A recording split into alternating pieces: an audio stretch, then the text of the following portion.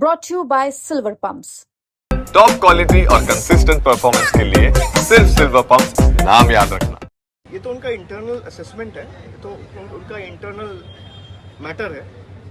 मुझे लगता है कि भाई आप चाहे अकेले लड़ो, साथ में लड़ो, पब्लिक अगर आपके साथ है। मैं आपको एक उदाहरण देता हूँ, जैसे बंगाल में we have said this categorically in the past that we continue to be a part of the India alliance for the larger and the bigger interest.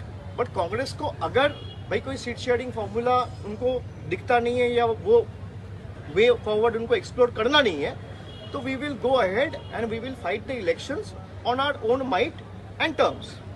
और हमने अकेला चुनाव लड़ा, हम तो यहाँ नहीं हारे। भाई जहाँ पे आपका ताकत है, बीजेपी का एक खास बात है कि बीजेपी लोगों को गलत समझाने में माहिर है। अब बीजेपी ने ये बता दिया कि भाई केजरीवाल 5 साल तक तो थे ही, 2012 से 13 से उनका सरकार है, 20 साल में भी 2020 में भी कोविड के पहले वो चुन के आए, 5 साल हो गया, उसने कुछ किया नहीं। अब आम आदमी पार्टी वाले ने कुछ हद तक अनसक्सेसफुल इसलिए रहा क्योंकि उनका जो फेक नैरेटिव है या गलत प्रचार है उसको काउंटर नहीं कर पाया कि भाई एक चुने हुए सरकार को आपने काम करने ही नहीं दिया।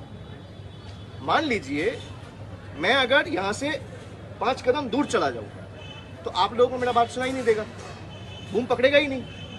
तो अगर आप मुझे मुख्यमंत्री के रूप में चुने हो तो मुझे तो वो संसाधन चाहिए ताकि मैं काम कर पाऊँ।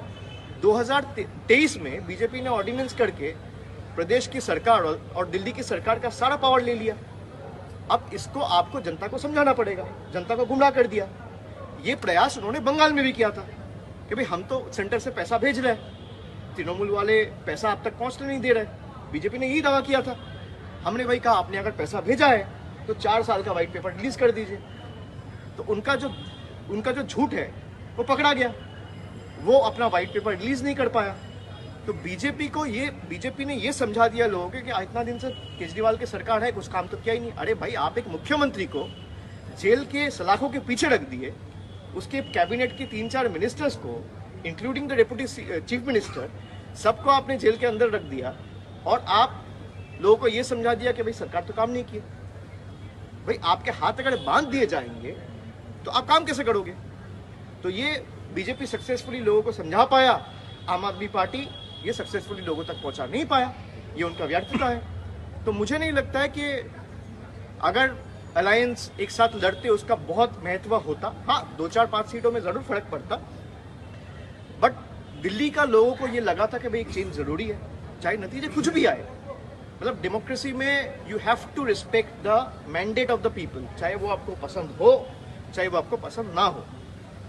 कि मुझे हरा दिया तो ये मतलब नहीं है कि भाई लोग गलत हैं। People in democracy are never wrong, लोग कभी गलत नहीं होते। आपने लोगों तक पहुंचने में हो सकता है प्रयास किया लेकिन अनसक्सेसफुल रहे।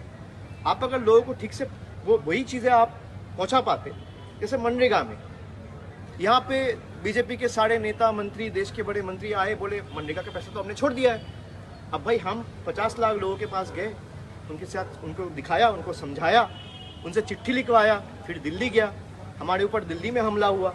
तो हम लोगों को बताए कि भाई देखो आपका पैसा प्रदेश की सरकार रोक के नहीं रखा है, सेंट्रल गवर्नमेंट रोक के रखा है, और जो अभी तक रुकी हुई है। तो लोगों ने जवाब दिया कि नहीं दिया। तो आप अगर लोगों को समझाने में सक्सेसफुल रहे तो लोग आपके साथ रहेंगे।